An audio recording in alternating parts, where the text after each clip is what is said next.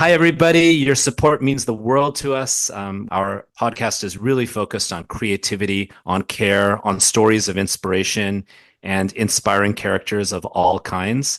It's such a wonderful, wonderful way to reach community. This is a labor of love. So, the real way we can sustain ourselves is through all of your support. Please rate, ideally 5 stars. Please share this with anyone and everyone you know, and feel free to reach out to us also with suggestions on guests. Reach us at podcastutopias@gmail.com. Thank you, everybody, for your support.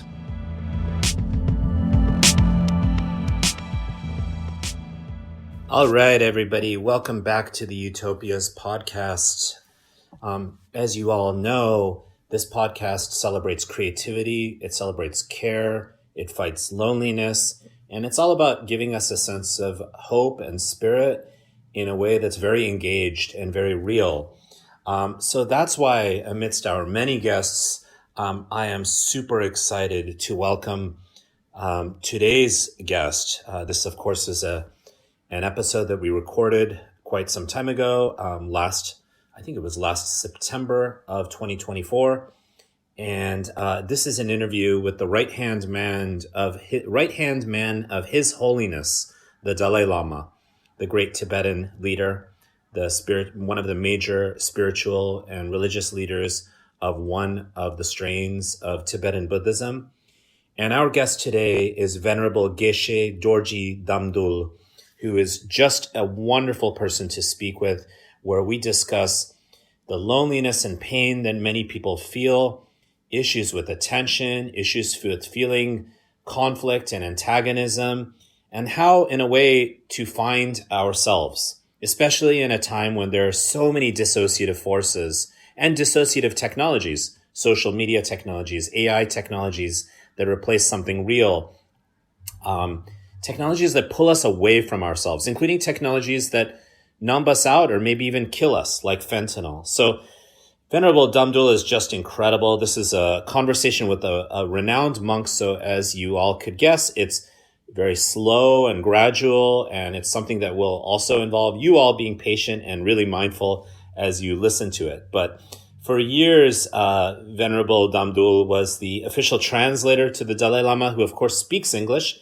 but Venerable Damdul is a trained physicist and yet has a deep training of Tibetan and Pali, which are, languages in which many important Buddhist texts were written, about finding what is called the middle way, a way to be with yourself, to be of the world, but not to be taken away by the world, if you will. So Venerable Damdul is thinking a lot about ethics for today and the new millennium, discusses connections between neuroscience and meditation, and really tries to reach all of us in this conversation, no matter who we are or where we are or whether we're religious or whether we're not, and gives us some tools to understand that this crazy life, things that happen to us are not really all about us. Things come from somewhere else, and we're not all alone. We can actually come back to ourselves, and in so doing, we can have others also come to themselves and find community accordingly. I'd also like to note that this is a conversation that we recorded in person, and this was something that we recorded together when I went to visit Venerable Damdul at the Tibet House, which he is the head of in New Delhi. So there's quite a few stories tied to what it took to make this recording happen, but I'm so glad that we were able to have this conversation, the start of many. So I think you're all going to love this conversation. This is the first of a couple monastic conversations we'll be posting. We, of course, have some previous episodes also with monks and teachers. And I really appreciate all of your help and support. As always, please like and subscribe and share the Utopias podcast with everybody and anybody. We are a non-commercial labor of love. Thank you so much.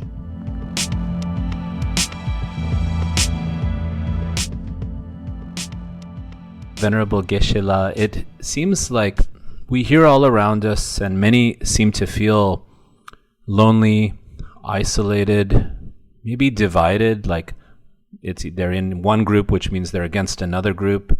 And this seems to exist personally, politically, nationally, racially, around gender.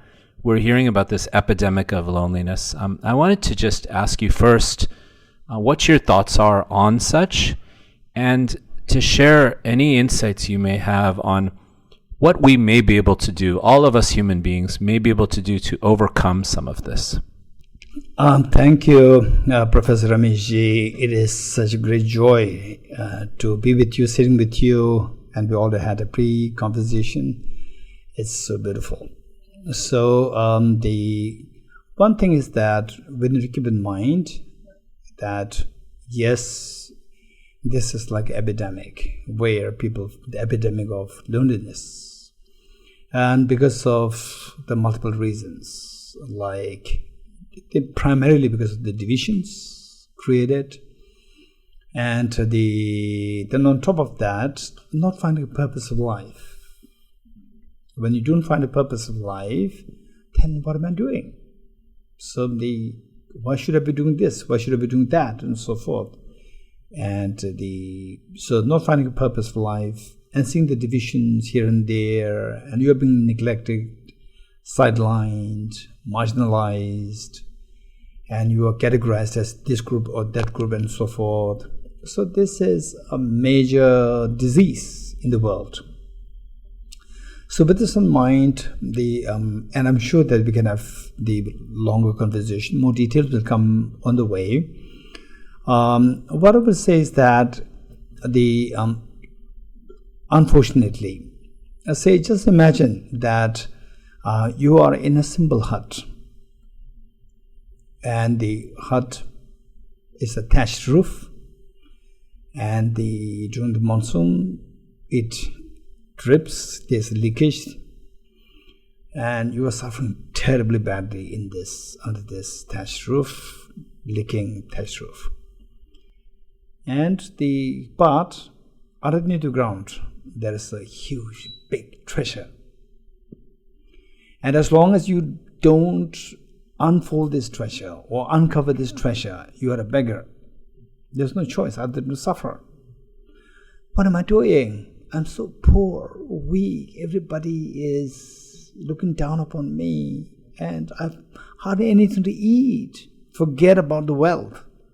I hardly have anything to eat. And look at this, even the roof. So, actually, you have a treasure. But failing to see this treasure, there's no choice other than to suffer. So, everybody has this treasure. Everybody has the treasure. Treasure of what treasure? Two treasures. One, the treasure of fearlessness. Number two, the treasure of infinite joy. This is not a story. This is reality.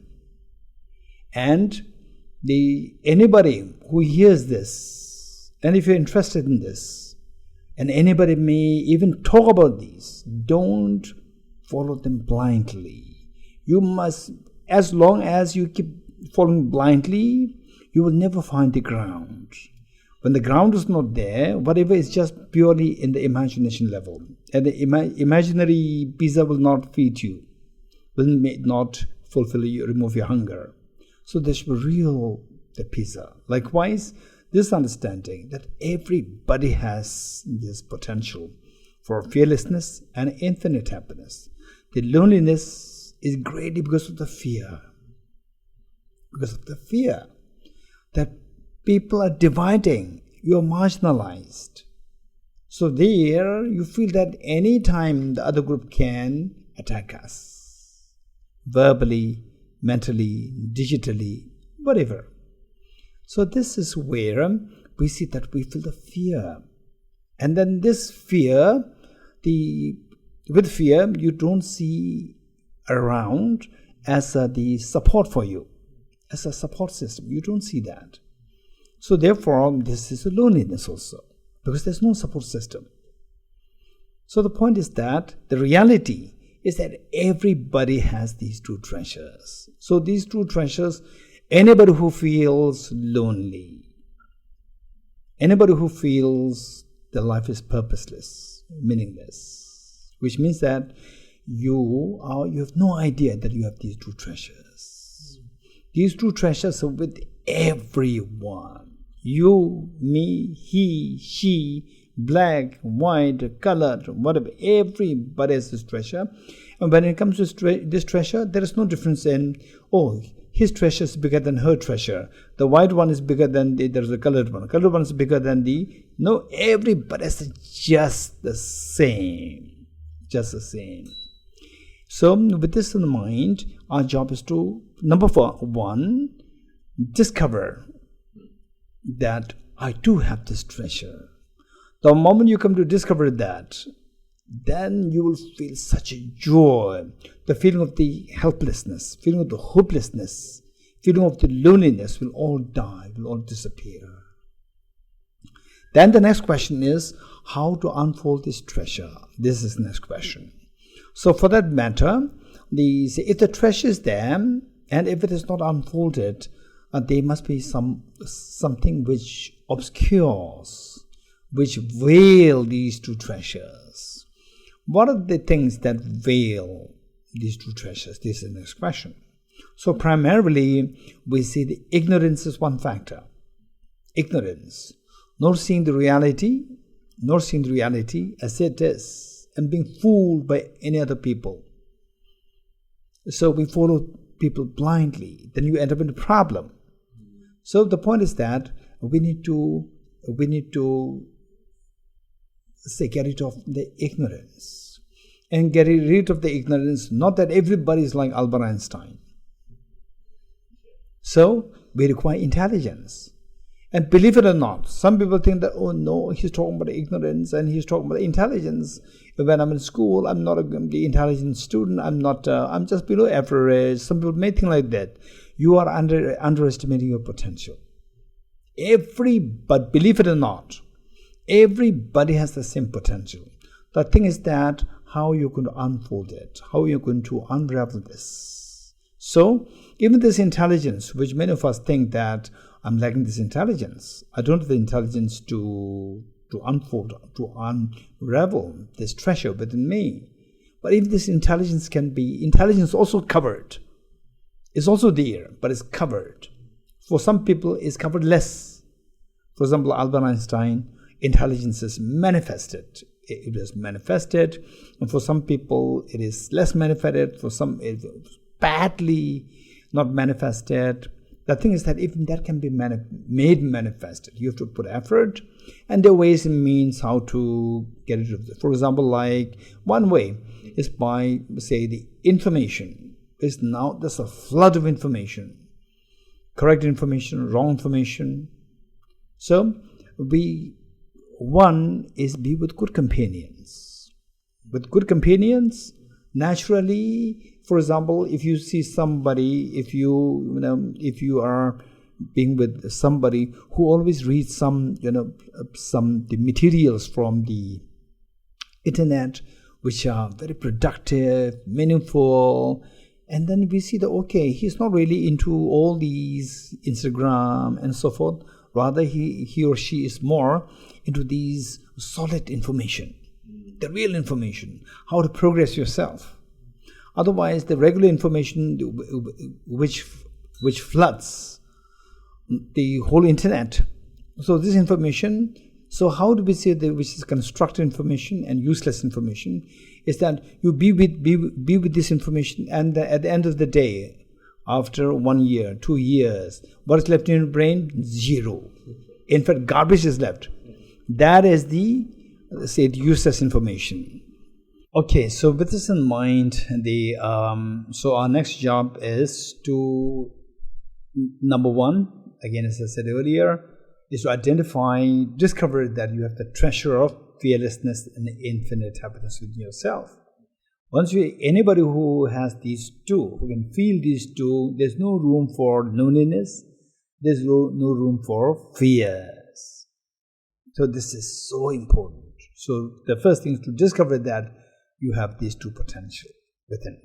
And I would say that if somebody is really interested to go deeper into this subject, that everybody has this seed of this treasure, the treasure of fearlessness and infinite happiness, one is to read Arya Nagarjuna's text. There's a short text. It's not a huge text. It's just maybe about like maximum How many verses?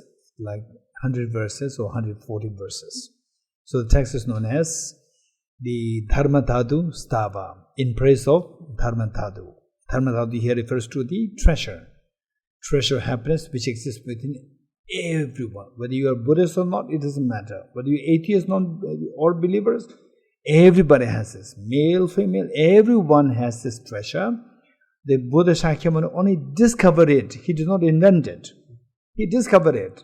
It existed within us even before the Buddha Shakyamuni was born 2,500 years ago. The Homo sapien came on this earth 0.3 million years ago. And the Buddha Shakyamuni just as late as 2,500 years ago. And the Homo sapiens, and before the Homo sapiens, the dinosaurs, like 200, 300 million years ago. And our ancestor, the first ancestor, 4 billion years ago, the unicellular organism, 4 billion years ago, anybody who has a feeling of pain and feeling of ease, they have the hidden treasure of fearlessness and infinite happiness. That will be, number one, you have to discover that it does exist within you, within me, within she, he, animals also. Then the next is that how to uncover that. For that, we have to follow very systematically, logically. How to uncover meaning? There should be something which covers it. What is that thing that covers it? You have to discover that. Once you discover that, then you have to apply the respective remedy. So, ignorance is one factor. Get rid of ignorance, for example, like today, all these American elections are happening, and people telling lies, and ordinary people, they are just being deceived. So therefore, say the lies means, and then we have been carried away by this. People are taking advantage of your ignorance. Because if you are smart, there's no room for others to tell you lie. Whereas when you are ignorant, in a way they are bullying you by saying that you are ignorant. So they are selling you lies. So the point is that we should come out of the ignorance, number one. For this, say proper education, reading proper materials, good materials, meaningful materials, that's very important. Then number two is the self-referential attitude. Self-referential attitude. Always, what happened to me? What happened to I? So the more, in a loose sense, is known as selfishness. In a more technical sense, is a self-referential attitude. So the more you have this, more one suffers. So the point is that finally, we should be smart enough to get rid of this. We are seeking happiness. We are not seeking loneliness, and this gives rise to loneliness. And this self-referential attitude, it comes in the facade of giving us the strength.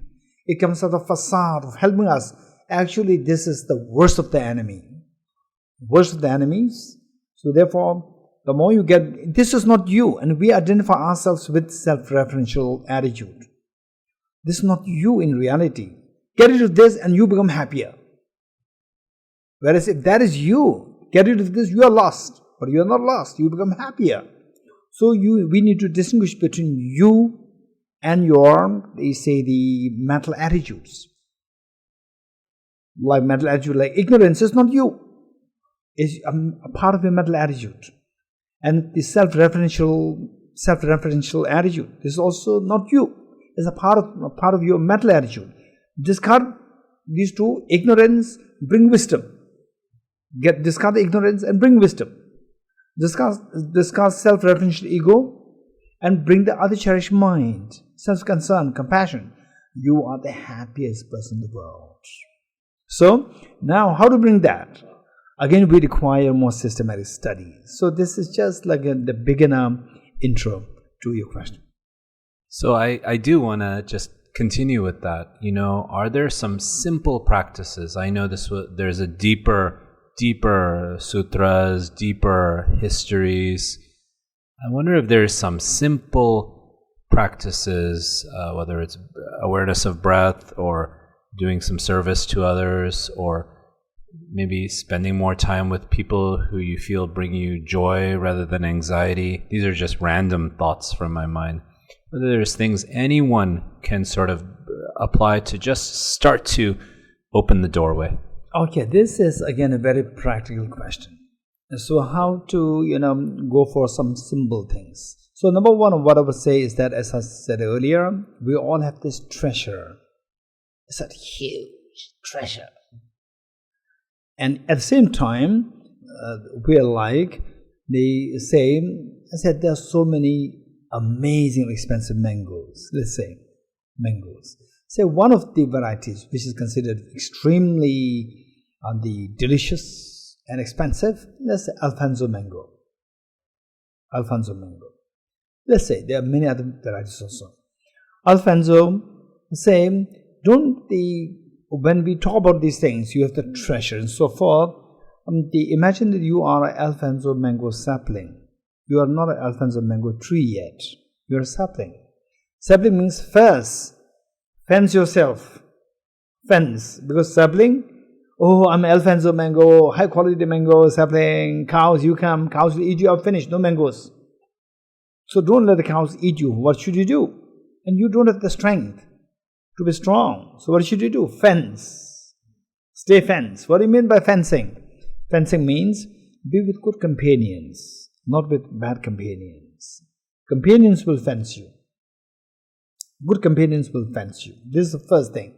Then while you are fenced, don't remain as a sapling all the time. Keep growing. While you're fenced, keep growing. The moment you grow very strong, don't leave this fence. Remove the fence. Let the cows come. They cannot eat you up. Yet you can give fruits to them. You can give shade to them. So this should be how we have to keep growing in our life. Somebody can be, say very young, age 10, 11, 12, holding teddy bears. And then reaching age 20, still holding teddy bears. Reaching 40, still holding teddy bears. This is a disaster. This is wrong. So, as we age, we have to keep growing. Bodily growth is natural. You don't put effort. Even though you don't want to become old, you become old. But mental growth, this is not guaranteed.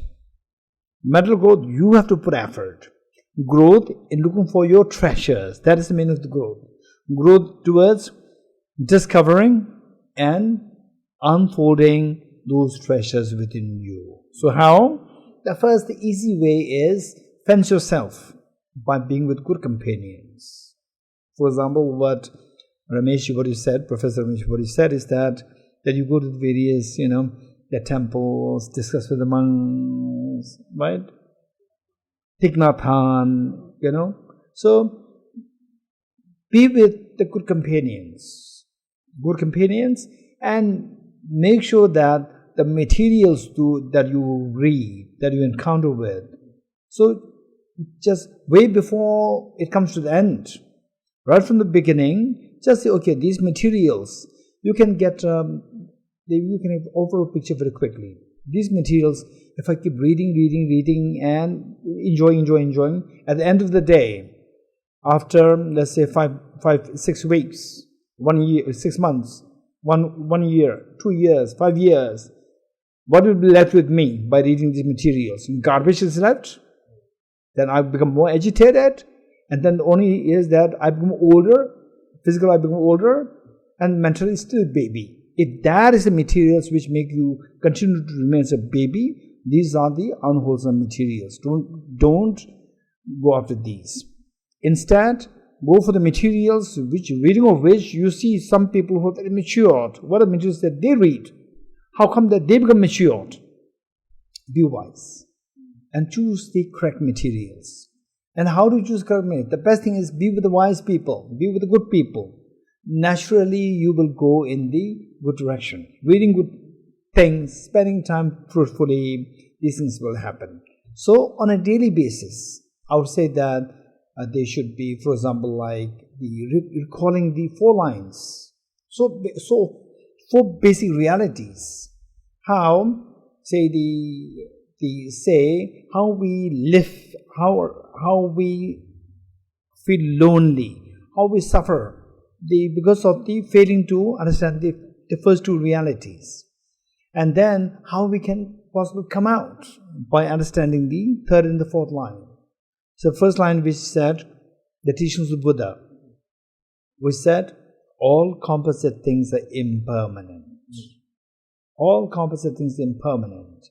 Same that for example, look at the old fortresses.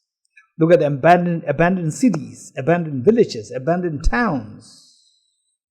And look at all these mummies of the pharaohs. In those days, people are not even allowed to go close by. It's a highly sanctified place. Nobody is allowed to go even near. Only the privileged people can go. Now, archaeologists, they play with this. Whose mummy is this? So this is impermanence. Whereas in those days, people take it so as eternal reality. But it's not eternal. The history has proven that. So we have to know that even I have to leave this world. Even though they say the bad things that happen to me, if I discover my treasure, then even the bad things that happen to me, they will also disappear. And at the moment I'm helpless. I cannot forget about helping others. I can't even help myself. Even that will disappear if I discover my treasure. So this is the power of the impermanence. All composite things are impermanent. Then number 2, all contaminated things are suffering in nature. Contaminated meaning your mind contaminated by these two demons. The ignorance and the self-referential ego. So these two things, where these two things are there, you will never be happy, you will only have the miseries. This is the reality. And so look at the people. For example, look at His Holiness the Dalai Lama. Say, just meet with him, you'll feel that who on earth is more happy than, His Holiness. And not only he himself is so happy, but anybody who is around him, they just feel a new energy of life. So this is, who he is. This is where, if you're able to unfold your treasure, you become like His Holiness the Dalai Lama, where very selfless, totally let go of the selfishness, and then he's very happy. So there's this book is extremely valuable. By 8th century Indian great master, Bodhisattva Shantideva. So what is that is that while we don't want miseries, we chase after the causes of the miseries. While we want happiness, we destroy the causes of happiness, so long you are destroying your own enemies. So, while we don't want miseries, we chase after the causes of miseries, ignorance and the self-referential attitude. Me. While we want happiness, we destroy the cause of the happiness, which is wisdom. And we read the wrong materials, we don't read the correct materials, we don't go with the good people, we go with the bad people. Then we are actually destroying the cause of our own the happiness. So instead of being the other cherishing, being nice, being kind to other people, we're always looking. You are not to be blamed. If you are selfish, you are not to be blamed. What is to be blamed is that our failure to see the broader reality. If we see the broader reality, then we see that the same, just listen, for example, say, of the homeless person. Go to meet a person. Spend some time, 2 minutes, 3 minutes, 5 minutes. Listen to his problem. Tell me something about your life. And just say, and the homeless people, if somebody should be feeling lonely, they should be the one to feel lonely. You go there, talk to them, you listen to them. Just please tell me something. I'd like to hear about your life. Let the person speak. then you see that you will start to see the glow on the person's face. This glow is the glow of acceptance, glow of the person's feeling your affection. The moment you see that glow, it's you have given this glow. Knowing that it is the glow coming in that person's face, because you have given that, you will find the joy in you. That is known as the joy of other cherishing, the joy of selflessness. And that joy far excels the joy of the selfishness. Far excels. So selfishness is a very devious mindset, while it comes in the facade of giving you the maximum joy and so forth, but it steals away all your joys. So the point is that by being with good people, you will learn how to get rid of ignorance and how to embrace other cherished mind. So number one is these 4 lines. On a daily basis, just sit down and bodily upright. Sit down, bodily upright, and then just forget about everything else. Just focus on your breath. Just count a breath 21 times. Just count it 21 times. You feel way more calm.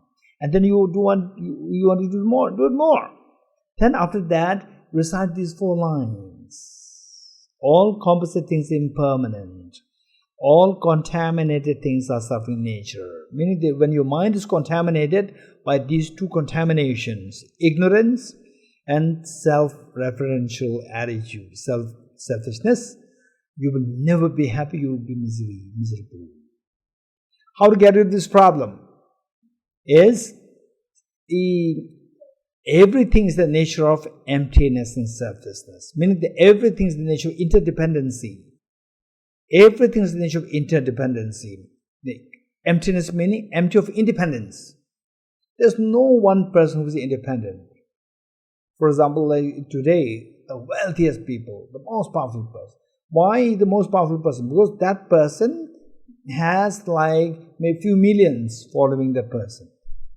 Why the wealthiest? Because with respect to other people, you have more wealth, so therefore you are considered wealthy. Everybody has the same wealth as you, you are not wealthy. So it's all dependent origination. And your well-being is dependent on others' well-being. Say, for example, you give a glow on the face of the homeless. You get the enormous joy which you have never experienced before. And this was actually said by one Indian great master again. He was a 7th century great Indian master by the name Acharya Chandrakirti. What he said is that the joy that one gets, a bodhisattva gets, by hearing the voice of a beggar. Please give me the joy that bodhisattva gets. Now I get the chance to benefit somebody. I get the chance to help somebody. That joy far excels the joy of the people in the meditative states, deep meditative states. So this joy far excels all of the joys. And believe it or not, experiment it. Just go to meet a homeless person. Sometimes if you're not skilled, the homeless person may not receive you. And you try to the second homeless person, third homeless person. No doubt you will see that, you will feel that. Yeah, just give something to eat, drink, and then spend some time to listen to what the other person, the homeless, has to say. I'll listen to you. Please share about your life. And the homeless person will, see that you are accepting him. You are accepting her. So with this, then the person will start to have trust in you. That trust, the affection is coming. With this affection, the person will have a glow on his eyes. And then you see that. And who gave this glow? You gave it. Your affection gave it. Your selfishness did not give it. Your affection gave this glow. This glow, nobody can create this glow. In the hospitals, this glow cannot be made. But you have given this glow because of your compassion. And then when you see that glow, you feel the joy. Amazing joy. Now you have a glow. This is like a mirror effect. You have the glow. Again, this glow you will never get even with the billions of dollars. This glow is so precious. So if I say that if there's a pill, somebody creates a pill which would cost like few $1 billion, you take it and you have this glow of joy. Elon Musk was the first person to buy it. So, but you don't need this, billions of dollars to buy a pill. Just go there, act. A small act will give this billions of dollars, the glow which even the billions of dollars cannot give you. Try this, then you will come to discover that, okay, now my selfishness is going down a little bit. My other cherishing mind is increasing, and my wellness and my joy is now coming up, is surfacing. My joy is the treasure of the hidden treasure of the joy is coming up. With this, then you feel like doing more. You feel like doing more. For example, one person who is of great inspiration to me is a German gentleman by the name Hermann Gemeiner, who started SOS and who deliberately remained ambassador. And I was a very young boy. Maybe I was age 10 or 11. He visited our school because he was one of the biggest sponsors to start the school, TCV school, Abhadram Sala. And he was invited to give a lecture. In the lecture he said it. For me, I don't need to have my personal children. I have thousands of children. And the joy that I get out of these children, this is amazing. This is just unimaginable. So he's amazing. So there, what I'm saying is that if you start, you could feel this joy inside. Then you feel like, for example, if you say you get one piece of chocolate, first time you're tasting the chocolate, then you like to get more. So when you get this feeling of the enormous joy within you because of the other cherishing mind, because of the kindness, actual kindness that you have done, you feel like doing more. And then you become like His Holiness the Dalai Lama. You become like in India, Mahatma Gandhi. Amazing, father of the nation, who had nothing in his mind for personal interest, just for the nation, for, in those days, like 200 million Indians, for all these people. That's amazing. You can become one like that. Because you feel the taste of what is that hidden treasure within your life. And once you uncover that a little bit, then you like to uncover more. So the one thing is to be with good companions. And meanwhile, and then learn from these good companions. And then in a way, this is the beginning point, the starting point of uncovering your hidden treasure of fearlessness and infinite happiness. So the third one is the means. How to uncover that? By seeing the interdependency. Like, say you give food to the homeless, and you're sitting with the homeless person, and then ask him, please tell me something about your life. I'd like to listen to you. In fact, nobody has time to listen to them. Now you are telling them, I want to listen to you. They want somebody to listen to them. And they could feel this glow. So, and you seeing that, and this glow you have given. So, by dependence on you being there, the glow in the other person originated. And seeing the glow in the other person, your glow originates. There's mutual dependency there. So, this is the third line which said, everything is empty of everything's nature, emptiness and selfless, meaning that everything's empty of independent entity. Everything's mutually dependent.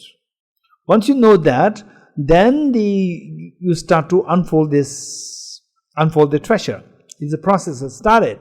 Then the fourth line, we said, transcending sorrow is the absolute peace. Everybody seeks absolute peace. The real absolute peace comes when you work inside. Inside, to get rid of the mental contaminations of the ego, of the ignorance, and the self-referential attitude. Get rid of these two, and instead you acquire the wisdom by removing the ignorance and acquiring the compassion by removing the self-referential ego. And then the treasures unfolded. Fearlessness and infinite happiness in the form of absolute peace dawns in you. This is the, you just recite these 4 lines and then see, practically try to take small action at a time, being with good companion. Imagine that you are a sapling of the Alfonso mango in a fence, and then keep growing. As you keep growing, then remove the fence. The moment you become a huge, gigantic tree with thousands of mangoes, remove the fence, let the cows come. The cows cannot eat you up, yet you can give fruits to the cows. You can give shade to the cows. So when you reach that level whereby you see the interdependent nature so clearly as taught by the Buddha, and the Buddha actually taught it, Buddha discovered it, don't forget it. Buddha discovered it, Buddha did not invent it.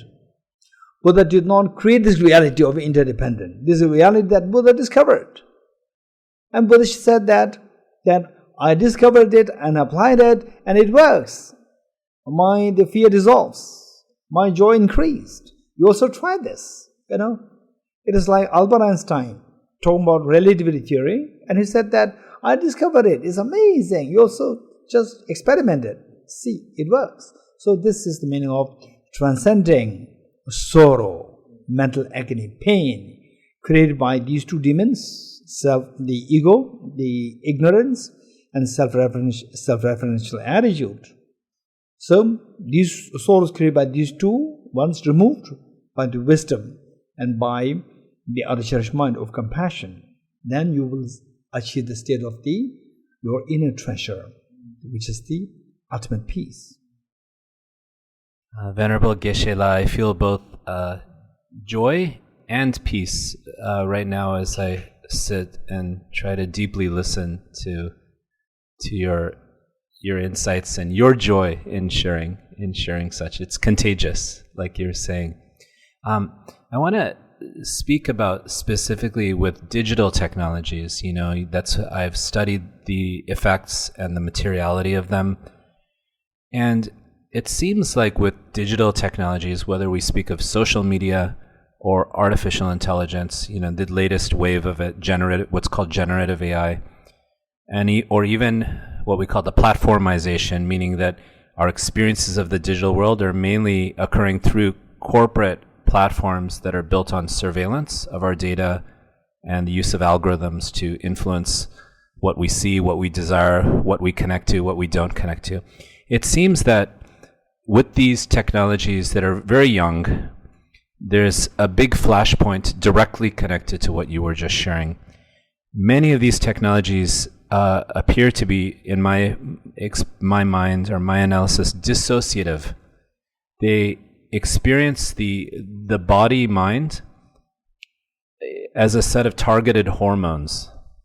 Dopamine, cortisol, adrenaline. 3 key hormones that are essentially targeted with content designed to sort of dissociate the experience of the self, okay?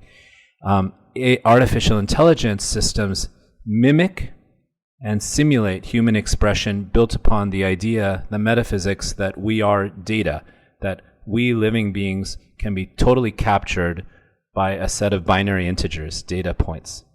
So, and platforms, of course, are invisibly governing our experiences of the wider world, of wider life. So it seems like this flashpoint of the myth of self isolation, the myth of so-called independence, is being stripped through these technological systems. And as they infiltrate our lives, they become the basis of bank loans, police actions, insurance decisions. It seems like this is a huge flashpoint around what life is or can be, relative to life being about relating with other beings, awareness of other beings, care for other beings, recognizing that care for others is care for self, whatever we call self, dependent origination, as you said. So I want to just speak about these more specific questions around these digital technologies, not because I'm a scholar, but because, as we know, it's taking over our world, or even the idea that this data lives in the cloud, but it's not a cloud. It's built on minerals from the planet. The cloud is using energy. Elon Musk talks a lot about $7 trillion, or Sam Altman, of energy. Everything is coming out of life, but it's extracted and atomized and fragmented. So I just want to speak as a great scholar, but most importantly a teacher and a monk, and His Holiness's close confidant and collaborator. What's going on here, and how not only how do we overcome, but what do you feel about these perspectives I'm sharing? This is a very serious development now. I think there are two things to think about this. One is with respect to the digital world overall, and we cannot stop it. We cannot stop it. It will go like this. It can become worse. It can become very sophisticated, and the artificial intelligence, it can become extremely sophisticated. So the individuals losing their privacy, and then they become like a slave of this, because your data, everything is being in a way stolen, and then with the algorithm, you're governed. What you do, everything is governed on the basis of the algorithm. And then so the question, there's the serious question, which I don't really see it as too much of a problem. In fact, the people say that the artificial intelligence, they will have their own consciousness. Okay, so this, I personally would say that it will never happen. But for people of average intelligence, for them, there's no difference between artificial having its own intelligence, or whether somebody, intelligent people they are, the surveying you, or they are eyeing on you. But for you, there's no difference. It's like artificial intelligence having its own intelligence. Because for you, what matters is your life, your bank, your this work, that work, and so forth. They're all governed by this. And then wherever you go, is though like artificial intelligence knows what you're doing. So actually, it's the set of the algorithms put there, and then some very smart people. So where they see that you can be of benefit for that person, your information will be benefit for that person will just observe you, not in the artificial intelligence. So that is, I would say some people that they are really worried about that part, and then now the technology will govern the world, as well as technology is separate, and the world is, the human beings will become the slave. This will not happen. But worse than that is that people will lose their privacy. And then I would say the artificial intelligence will keep growing, become more and more sophisticated. To what level it goes, we never know. It can become very sophisticated. So what I would say as of now to the people is that we should be smart in ways that we have to know how to keep your information. And this is one thing. Then the number two is, meanwhile, the work on uncovering your treasure.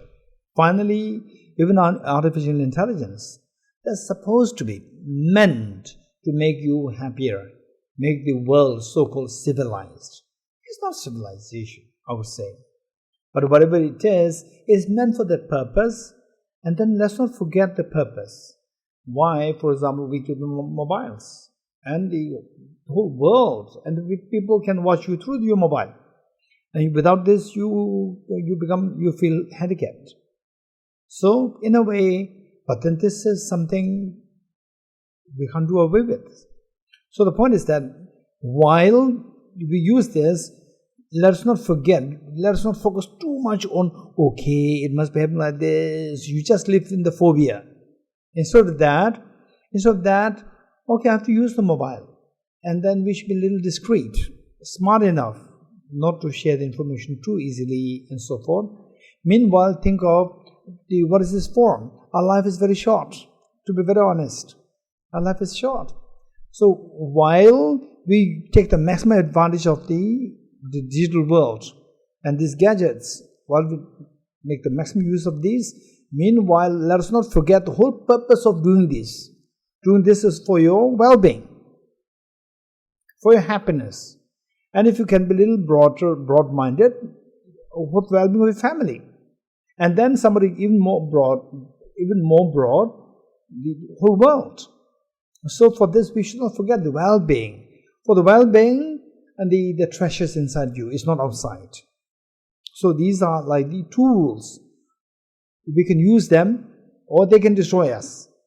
These are just tools, like the knife.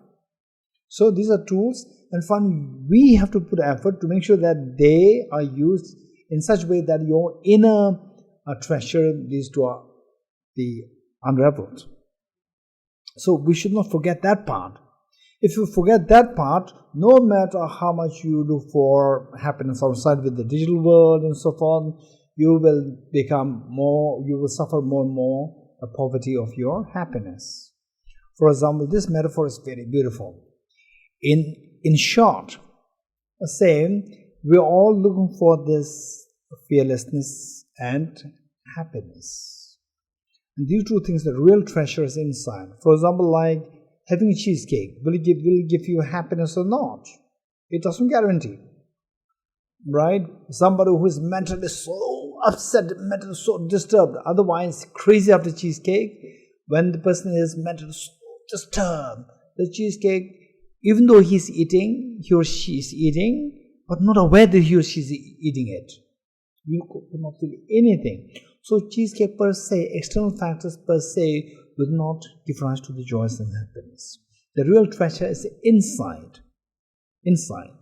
So when the family members, they are so cordial, they're so friendly, harmonious, and then when you meet, even a small cheesecake, you split into 10. You get a small piece, even that is so delicious. And then they say, the daughter puts the cheesecake in the father's mouth, in a brother's mouth, in a mother's mouth, and the mother puts it in. It's so beautiful. It's so beautiful. So that treasure is inside. We should not forget it. So what I would say is that for example, like this podcast, your podcast, and your credibility, I would say that the people of the world, their intelligence is average. Because of this, say where they go depends on who leads. So, they say this artificial intelligence and so forth, they are there, and the wrong leaders are bound with the air. And the good leaders should also come. Good leaders should not give up. Say in your own capacity, somebody who can influence 10 people, 100 people, 1,000, 100,000, 1 million, 10 million. So just in whatever capacity that you can influence the people positively. Do that. That's so important. So in this connection, then what determines that these leaders play a very important role. Leaders who drive the people very negatively for their own selfish interests, and leaders who are working selfish for others. Even these leaders also come from a system. So how can we think of, on a larger sense, how can we think of producing more of the good leaders? Education makes the difference.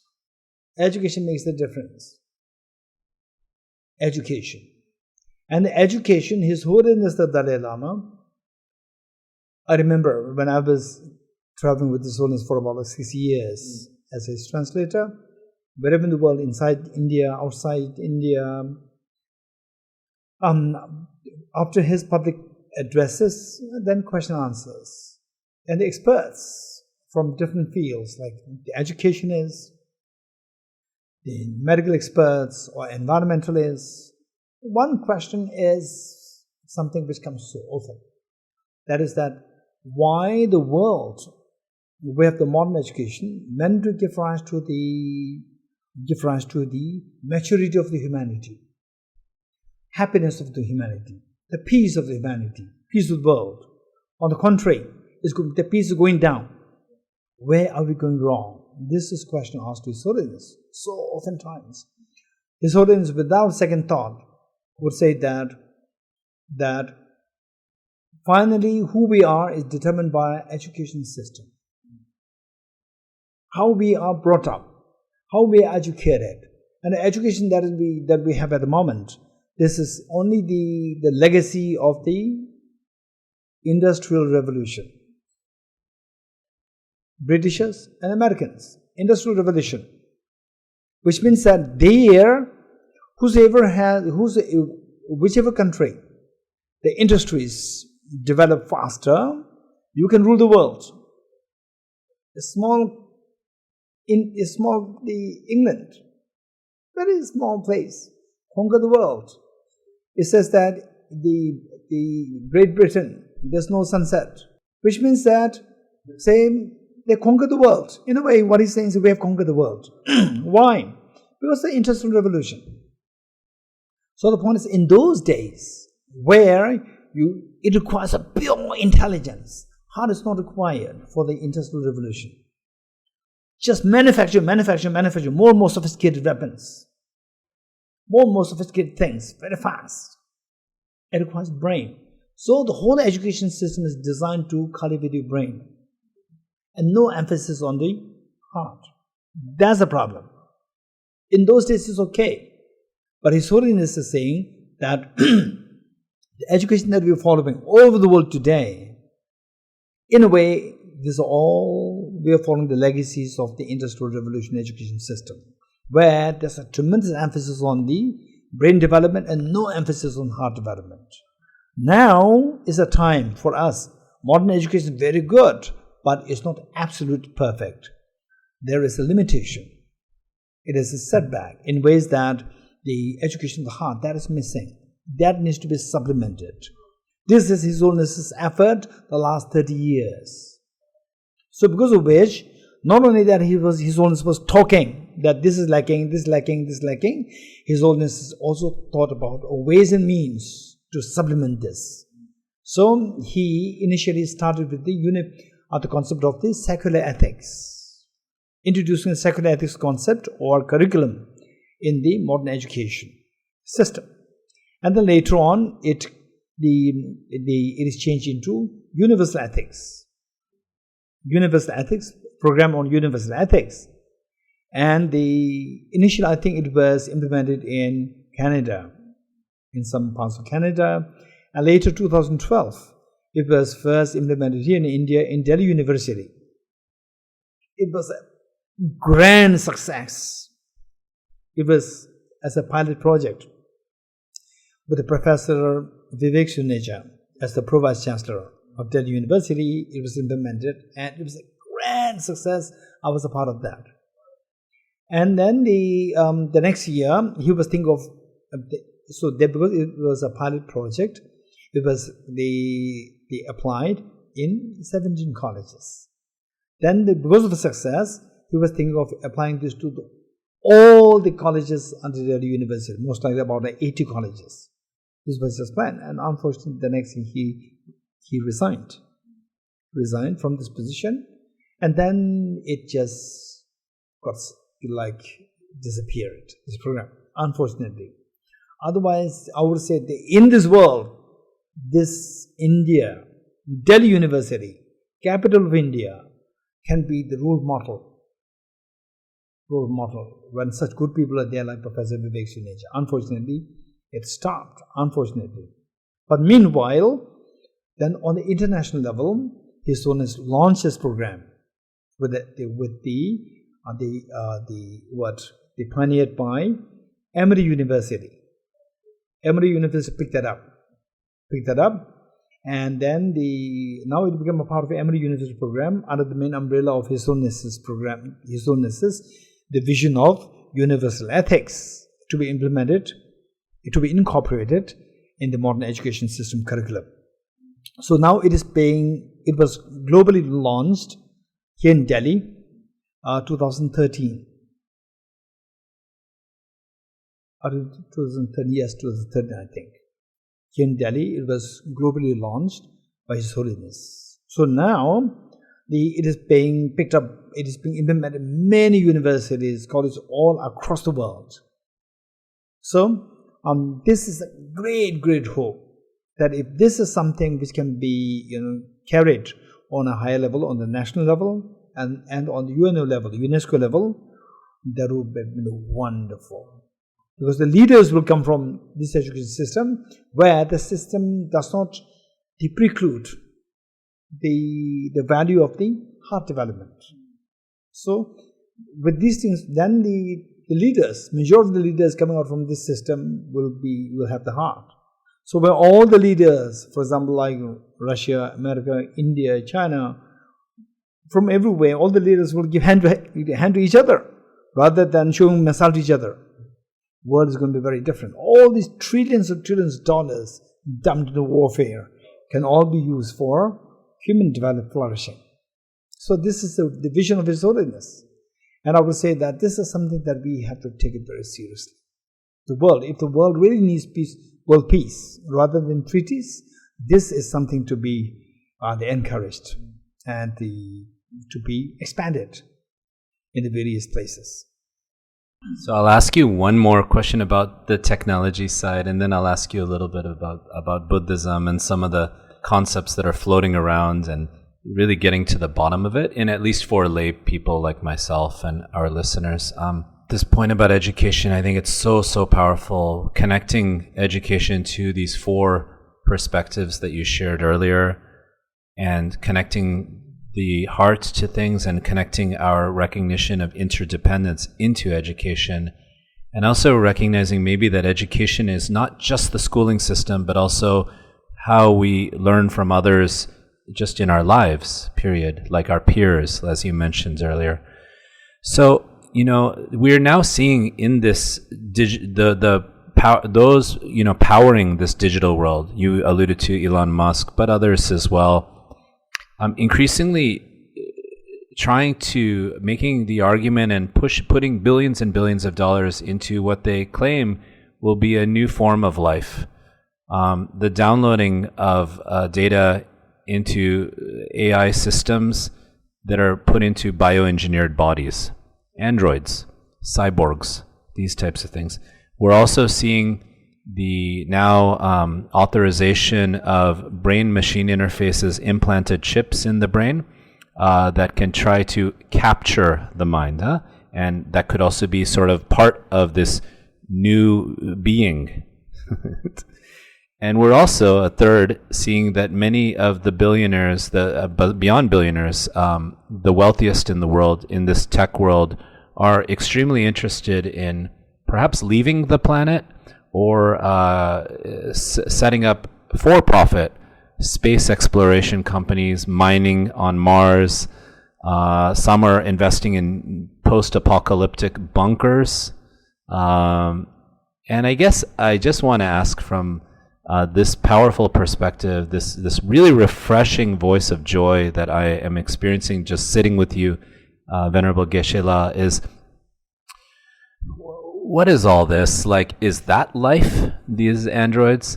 Why is so much money and resources being put into this? What about these brain-machine interfaces? I know you've alluded to some of this. I just at least briefly, any thoughts you have on this? And then we'll go to some of these core important concepts that are in Buddhism, but also in shared traditions. Again, this is a very serious question. The first, the brain and the chips, interface of the two. So this is something, in fact I would say that in my life, I'm now 56, and in my life, I don't know whether it will be that successful, but they will try. They'll try, and of course, the various governments, international bodies, so how much they give a check But this otherwise the human's desire, just for experimenting, is the experiment purpose. It can go limitlessly. You never know what's all these consequences. So the point is that in my life, I don't know to what extent it will go, but the one thing that I'm very curious from Buddhist perspective is that the interface between the chips and the brain and the mind. This is something which I would say that there are some subtle points which I put in my mind. Some of the points I may not even verbalize, because if I verbalize, then some naughty scientists, they may experiment it. So therefore, I would say that brain and the chips, these two are much more the same. Brain is physical material thing, and the chips also physical material thing. The brains were acquired from the parents, and the chips just artificially installed. That's it. And there's a mind there, mind. And in a way, it can be of great service if you use it productively. For example, like somebody, let's say that who have somebody having epileptic, the diseases, you put the chips, then the disease can be over, and then they say they put in more blood circulation happening, information, and it can be used very productively. But I would say that will there be and even this question, say for example, artificially created robot, and then with this very sophisticated chips, and then the mind on its own can come, not come. I would say that theoretically, in principle, I would say it's possible from Buddhist point of view. It's possible. And then this mind came from where? So this is all more philosophical discussion, and I would say as a Buddhist philosopher, I would say it's possible. It's possible. It doesn't mean that the mind comes from it's like the two parents coming together, and then what they contribute is just a material thing. The parent is egg and the sperm, that's it. And then the mind connects. So that happens since our ancestors, since I would say the dinosaurs go back in time. So since this is happening. So chips and these things are more like the material things, but the mind has to come from somewhere else. So that is a different story. So with respect to the secular world, so that mind comes from the past life, and so this is totally irrelevant for the secular world. For the secular world, if this is asked to me that can this be possible?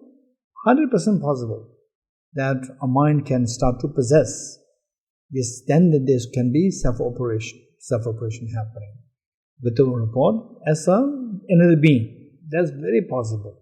Okay, in principle. In reality, it has so many why it's happening, why it's not happening. There are so many, the nuanced, the information required. Okay, that is one part. Then about the people, the mining, with the mining the Mars and so on. Is this possible? Again, in principle, it's possible. In principle, it's possible. And then the one thing that I've in my mind, I would say whether it's scary or so forth, is that at the moment, how many countries are there? Like maybe 100, 200 countries are there, and they have their own leaders. And then the leaders, so majority are following democracy, and then through election, the power lies in the hands of the people. Gradually, I would say the artificial intelligence can become so powerful, which are actually governed by only a handful of people, extremely intelligent people. Extremely intelligent people with the money, the majority of the wealth of the world in their hands, gradually built up. So these people will govern the whole world. Then the nations will become outdated, concept of nations, borders, boundaries become outdated. And I would say that it become a very strange world, not the today's world, where the power lies in the hands of the common people. No, power will be in the hands of some of the people there. Because finally we are. So the first time when I here, for example, here in India, now if the bank system is not digitized, your country is backward. So you have to do that. The moment you do that, so you remember, I think maybe you are a little toddler when that problem came. So it was 1999. The next will be 2000 year. So there, the digital system was designed in such a way that it's always 19. It begins with 19. Then what will happen then when it comes to 2000? So that fear, will all these computers will work or they will not work? The system is designed in that. This is some technical mistake. We could not think of that before. Whole digital system was designed on that 19 from there. So that was the fear. Finally it was fixed. So these are likewise what I'm saying is that the moment I thought that now even the bank is a major thing which governs the world. There's money. For example, why Elon Musk is so popular? Because of money. So what I'm saying is that when the bank and the digital world, these two are clubbed together, then it can be very scary. That then it's only the information. Whosoever is smarter to process information, to steal the information, then they can govern the whole world. The bank, the governing system, they're all managed by them. Very scary. So that is, I would say, so will the mining of the Mars, these things can happen? It can happen, in principle. It can happen. It can happen. In fact, in the Buddhist text, there's a mention of in those days, let's say, for me, these stories, even the stories are unacceptable. Still, I'm okay. I will not accept the stories. And for example, say, when you become Bodhisattva, this level of Bodhisattva, that level of Bodhisattva, various levels are given there. Some Bodhisattvas, advanced level Bodhisattvas, they become the king to govern like thousands of world systems. So, when I think of this planet, small, tiny planet, there are so many rulers, right? So where is one ruler who is governing this? This was my thought. Now, think of this, like, say they now going into the Mars, mining, and so forth. Okay, now these stories are not stories. These are realities. Yeah. And also that perhaps that we are living in the world of ignorance is bliss. Because, say, we think that, okay, who's ruling us? Any outsider ruler, and within the planet Earth, nobody is ruling the whole planet. There are so many rulers. But perhaps we can become like, there was a story. Once what happened was that the three people came, one from Myanmar, and the two from Arunachal. And they come as one unit, one entity. And I was so confused. One is Myanmar, a very different country. One is Arunachal, India. How come that there's such a close bond that you come to this office, at a very different, unrelated office, but as one entity? And they said a very interesting story. So, what they said is that, in fact, these two, they are just in the same local place. And in fact, within local place, they are fighting that this is our great grassland, that is our grassland. They are fighting. It's the same, the locality, and people of the same ethnicity. And suddenly, the representatives from Indian government and representatives from the Myanmar government came and said that this is a line. And you are Myanmar, you are India. Border created. They were shocked. Till that point, they were fighting over the inside. They did not know that somebody is governing them. They did not know that they thought that we are just independent. So likewise, we may be feeling like this. We can be the world, the people of the world, planet Earth, maybe like these two, the local tribes, the same tribe, but fighting amongst each other, thinking that there's nobody governing us. Suddenly somebody came and then created a line. Likewise, there can be, other who govern. This is just a small place there, who are planet Earth, small place, and just left it like this. So these are things actually mentioned in the text. Now it makes sense when we're talking about think of mining Mars.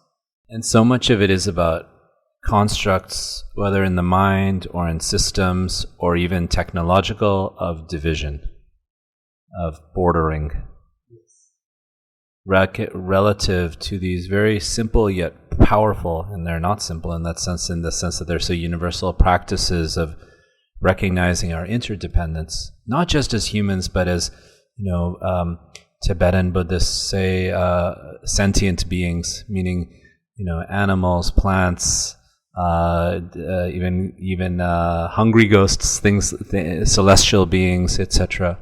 We live, the earth, it's like a colleague of mine who's a philosopher said, the earth is not just a rock, he says. So there are words that circulate a lot in the West, but I would say also here in India, almost everywhere, that have a sort of looseness to them that are really core out of Buddhism, and some shared with Hinduism and other practices as well. And some of them are even being wielded for outcomes that I sense may not be what the concepts and the practices were actually about. For example, karma, like, hey, just like you'll live forever if you do this or that, which actually is not great to live forever from. Or tantra, you can have better sexual relations with tantra. This is sort of implicit. Or if you kind of what mindfulness as a .com, like, in the New Age world as a way to further detach from life, a way to maybe enhance your business, enhance your own power, gain more followers on Instagram, etc. So I wanted to just ask you, at least briefly, about 3 specific powerful terms that do circulate a lot: dharma or dhamma, as from Pali, karma, and tantra.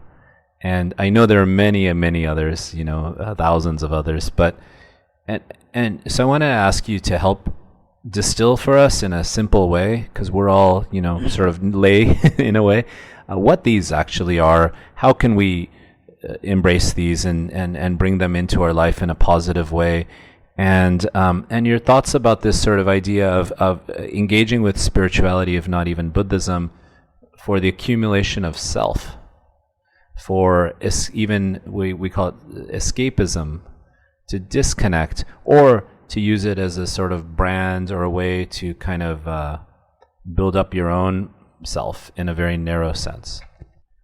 But first, dhamma, karma, and then what did you say? The tantra. Okay, first let's say the dhamma is, in simple terms, is advice. It's advice. And then the verbally, this is advice, and in action, this is a way of living, a way of acting to make your life more meaningful. Meaning that to uncover the treasure, hidden treasure. So the means to do that is dhamma, and the message in the form of words, scripts, and so forth. These are the the verbal dharma, scriptural dharma. And the other one is a dharma in action, mental activities to uncover these treasures. Mining the Mars, mining insight, mining yourself, rather than mining Mars. So that is the dhamma. Next is the karma. Karma is your own actions. So people talk about, oh, this is your karma, that is your karma, and so forth. Yes, in a way, yes, that's correct. But then we should be more realistic. Realistic in the meaning that they say, for example, let's say that I'm born as a boy, and even if I like to be a girl, unless I go through surgery, what do you call it? Gender surgery. Otherwise, and I'm born as a Tibetan, and in this life I'm a Tibetan. No surgery will help to remove, make me non-Tibetan. So these things is not in our hands. For example, I may want to live for, like, say, for example, if my life is happy, I may want to live for like 200 years, 300 years, but it's not possible. At the same time, so what limits, what imposes limitation is your karma. But there's another karma which is actually in your hand. We forget about that and we talk about only the past karmas. So we need to think of the current activities, actions that you engage in, and somebody who only thinks about this life and somebody who thinks about the future lives. Somebody who thinks about this life only, who doesn't believe in the future lives, is fine. But generally speaking, I would say that even if you don't accept the future lives, but for you to act in a virtuous way. Virtuous meaning, act in a way by which you don't harm others, just you don't harm yourself. Act in a way which is more beneficial for others, that you want to benefit yourself. So that is very meaningful for your own joy, happiness, and for your own meaning of life. And then who is somebody who has the ability to think a little more than this life. Those who are more intelligent people, they need to explore how the mind works. Mind which is totally non-physical, and the brain which is totally physical. So the mind is totally non-physical. So how this mind, non-physical, came into being? Say there are so many, if we deconstruct the mind into the brain, purely as a brain, there are so many explanation gaps. So these people who are a little more intelligent, these people, for them, this is worthy to be analyzed. That what is that entity which we can empirically feel as mind? And yet, they say if we deduce that, if we just they reduce everything, mental to purely brain, then it becomes too mechanical, and it becomes deterministic. But when we talk about the mind is not deterministic. The mind, freedom is there. If the freedom is not there, then the court is meaningless. Because somebody does it out of insanity. The court will say that, oh, this is insane, you're exempted from the punishment. But if you have the sanity there, which means you have the will, you have the free will. You have used a free will to do this negative act, so you will be put to penalty. Whereas if it is purely brain, then there's no penalty. It doesn't make any sense. The court, there's no need of the court. So the point is that, and you also should know the consequence. Okay, but this part of this person will do this, right? You already know how the purely physical matter. So the smart people should really examine, analyze what is that mind which we can empirically feel, and which is the center of the whole universe, center of your being, your well-being. The mind is one which experiences that. So usually what I say is that even if my brain is all gone, if I'm very happy, right? I'm very happy, I would prefer not to have the brain. So this mind is the one. Mind is one. If the mind is not there, there's no experiencer. even if the brain is there. So what I'm saying is that this mind plays a very important role. So the intelligent people, for them, they really, they can actually, it would be wonderful if they can take time to analyze what is this mind which is non-physical and where it came from, where will it go. So that is a very interesting research to be done by some people who is more intelligent. So in this connection, the karma is the activity, the actions that one engages in, actions which one engaged in the past. That is the past karma, now, fruitioning now. Whereas there are so many things which you can do now to make things beautiful. We can change the world. Where you just speak nicely, your family will just glow with the joy. Your mother will glow with the joy. So these are the karmas. So karma doesn't mean just only pass. And oftentimes people, they also abuse the concept of karma, saying that they usually, one example that I give is that the parents would always, they advise their children to study well. And the children, they don't study at all. And the parents warn them, if you don't study, you'll fail. And then finally they fail. And the parents say, I told you, right? And the children will say that it's my karma to fail. Right? So this is the misperception of the law of karma. It's the abuse of the law of karma. Karma, there are two kinds of karma. One which is a very powerful karma, one which is less powerful karma. Powerful karma, we cannot do much. For example, say, even though, for example, like let's say that the gymnast who can be like world number one, and then on the actual day of the performance, the girl or the boy falls and there's a fracture, cannot perform. So we can't do anything. So that is a very definite karma, very strong karma. Whereas you study well, you will not fail. You don't study, you will fail.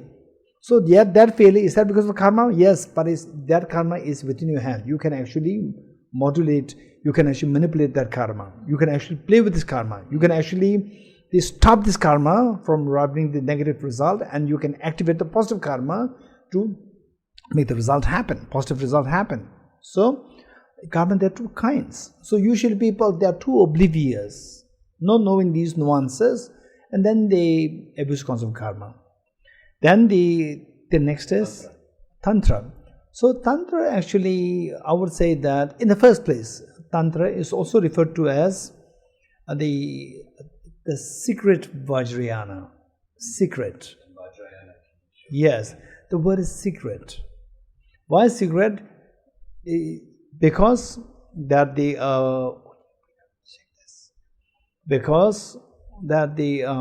say with the medicines, you always see the label, keep out of reach of children. Keep out of reach of children. Why? Because children, they will not understand the medicines. They may overdose. Likewise, but simply because the children, they take it and then they overdose and medicine is bad. This is our mistake. This is our failure. Whereas Tantra, when it becomes too exposed, then it gets into the hands of the children.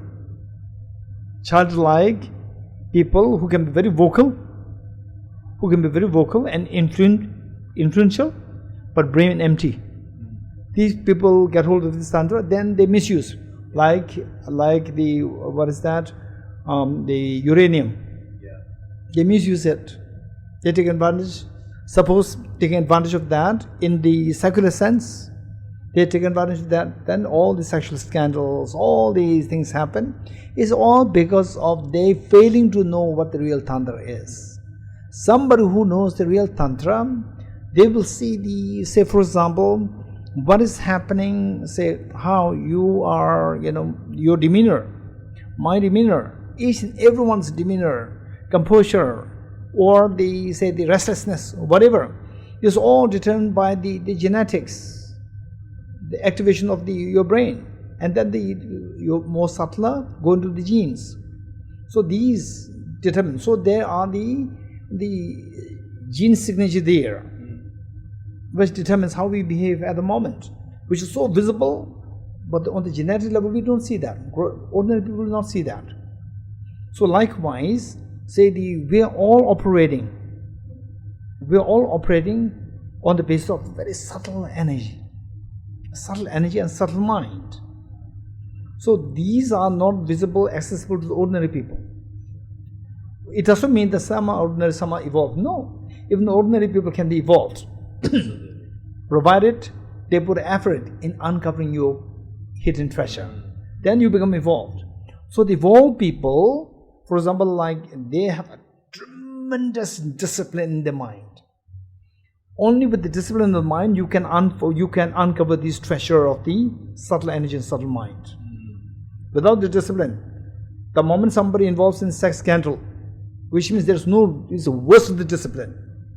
With the worst of the discipline, no chance to unfold these subtle energy and subtle mind. No chance. So these are the people who actually abuse Tantra.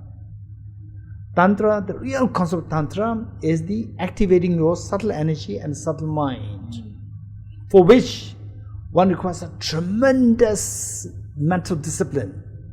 For example, what is the mental discipline? For example, like say, when we eat food, say when we after meditating for 5 minutes, then we stretch our legs like this, then put our arms around, and then you relax, and then you drink water, you go out, and then you do a little exercise. These are all the indication of our weakness. We don't have this discipline. Look at His Holiness. Believe it or not, His Holiness, every movement of His Holiness, say people come, how he shows his face, how he puts his hand around somebody, or how he sits. Everything has a reason. Everything's reason. It's not just spontaneous happening. This is all because of the discipline of the mind. He could see every detail. The moment he goes in the crowd, he could see almost every detail because of the discipline of his mind. He's so disciplined to see everything. So there's in the Mahayana Buddhism, there's a mention of the discipline of the mind way before Tantra. Way before Tantra, where it talks about discipline of mind, which has evolved to such a state whereby in one split of a second one can meditate on 173 different topics, that too without altering the sequence. Wow. This is the amount of discipline required, minimum for somebody to handle Tantra. Wow. Okay. Without this, you are not entitled to handle Tantra. You can respect, you can respect, and you can really admire, but not handle Tantra. To handle Tantra, that is the amount of the discipline required. Only then you can manage this subtle energy, subtle mind. Otherwise not. So therefore, those people, in the name of the Tantra, and they end up into sex scandals and so forth.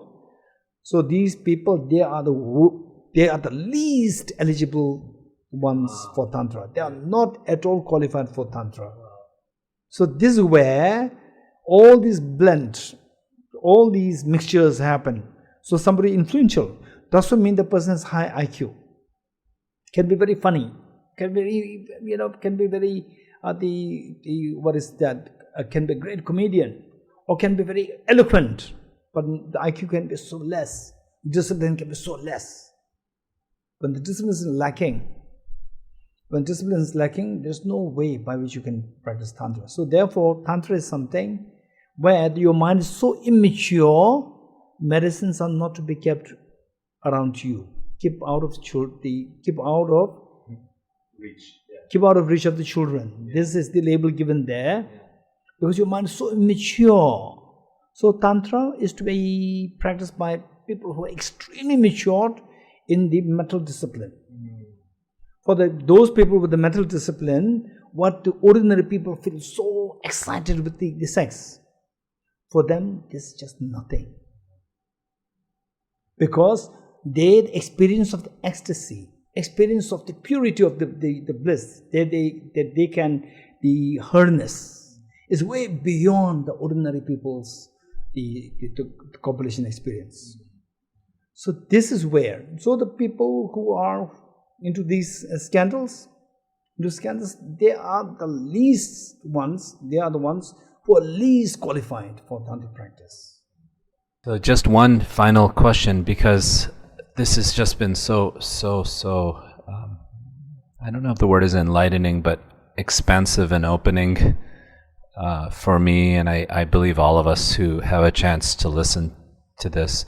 I wanted to just ask you, of course, about yourself, your own path to where we are now, sitting here in Tibet House in New Delhi. I visited Tibet House in New York, having worked with His Holiness for many years, having traveled with him, having been a student of his, and how you came to this path, because you have a deep, both scientific and philosophical aspects to yourself that you're voicing and sharing with me and all of us.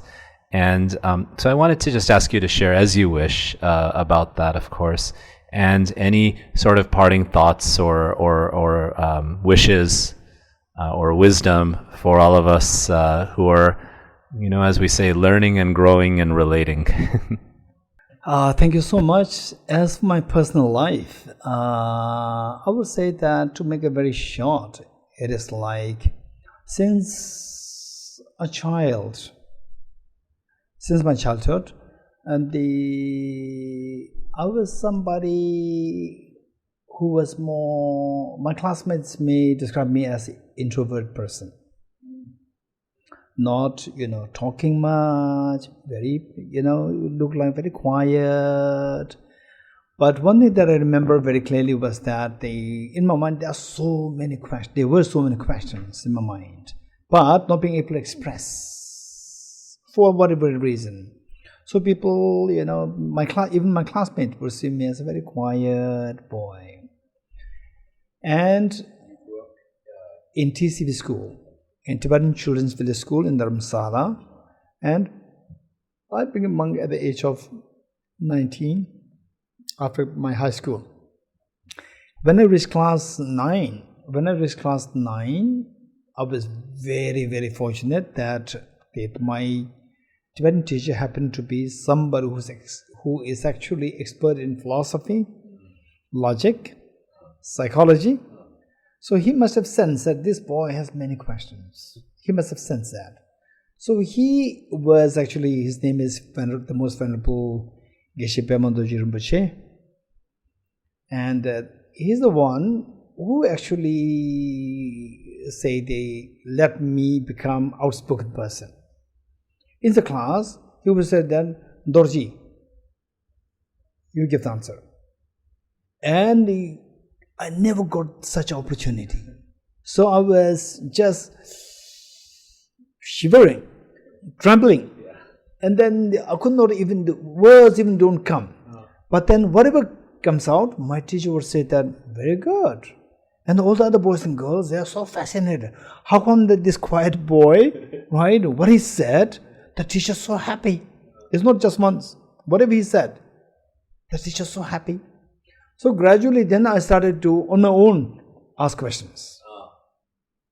So then they say, and by the way, when I was in class 9, which means age 14, 15, class 9, 10, 11, 12, for 4 years, my best subjects were mathematics and physics.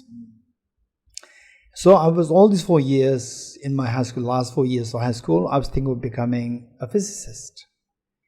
And then so now there, although I'm very skeptic since my childhood, since that age, very skeptic, but not a radical skeptic, but skeptic. But still, I could now, looking back in retrospect, I can see that there are certain nuances which cannot be explained to the ordinary people easily. They are actually the subtle operations, causative operations happening, which means karma. There's something there. There are many indications somehow which would direct me into. Before I thought of becoming a monk, all these indications were happening in those days. Okay, that is a different story. Then I became a monk. And then since my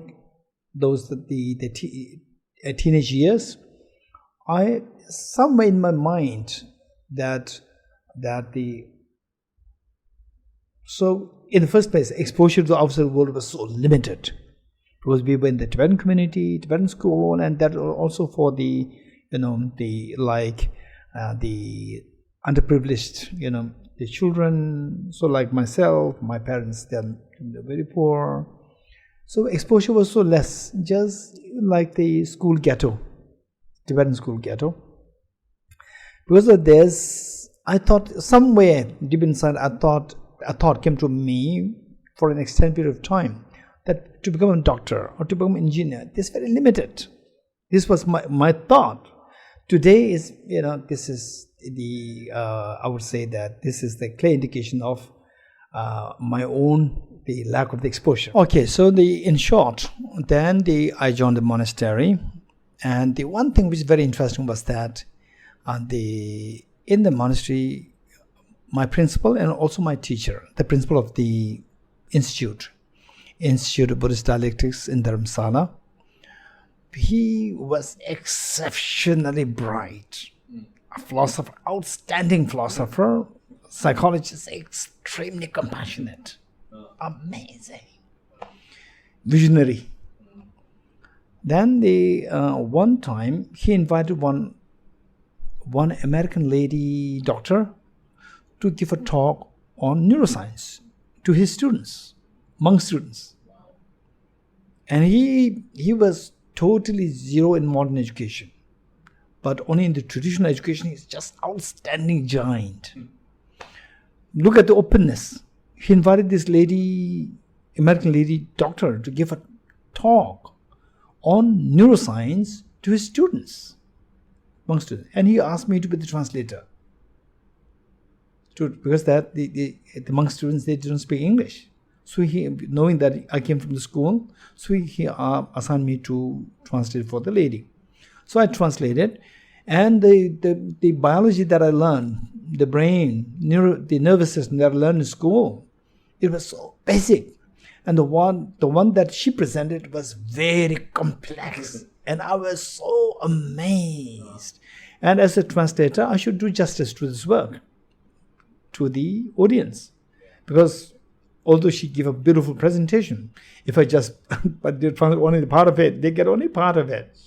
So I try my best to absorb the maximum what she's saying, and then convey this pass it down to the audience. That night I did not have a sleep. You know why? Because this boy from the school, instead of going to the regular college, he joined the monastery, thinking that, so the college life, this is just so limited, this is one life, but then we have the future life. And my whole faith shook that night. If this is how the brain works, your language, the sentimental thoughts, cognitive thoughts, the affective thoughts, these are all the different parts of the brain, they're all assigned with these responsibilities. Where is the mind? If there's no mind different from the brain, then there's no rebirth. If there's no rebirth, why should I embrace Buddhism? This was the question that hit me so hard that day. And I did not have sleep that night, because my mind was going after this. What am I doing if there's no brain, if there's no mind different from the brain? And how she presented, it's so convincing. Yeah. So that shook me so hard. Then I told myself, Dorji, you don't have to tell anyone about this. For you, whether Buddhism is to embrace or not embrace, start afresh. Start from clean slate. Don't start from belief that Buddhism is correct.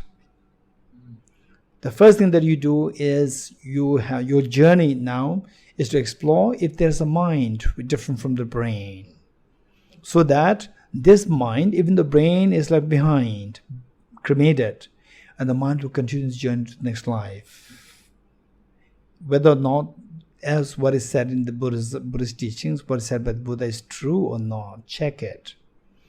Don't tell anybody, right? Even if you think that because of this, the new starting point, even if you are not a Buddhist, it's fine. You may not be Buddhist. The point is that you should know the reality. Then I started my journey without telling anybody in the institute. Lucky that I was in the academic institute, academic monastery, not a ritual monastery. Sure.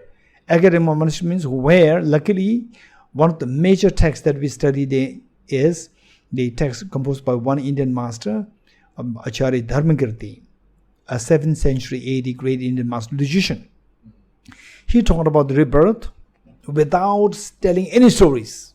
It's all about pure reason and logic. He explained this. And then I studied it.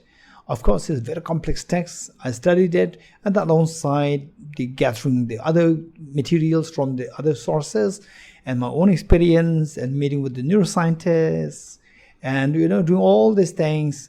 Then I thought that this is a journey which is so important. So because of this, today, in retrospect, I see that my life is full of meaning, all because of having met with the teachings of the Buddha, for 2 reasons.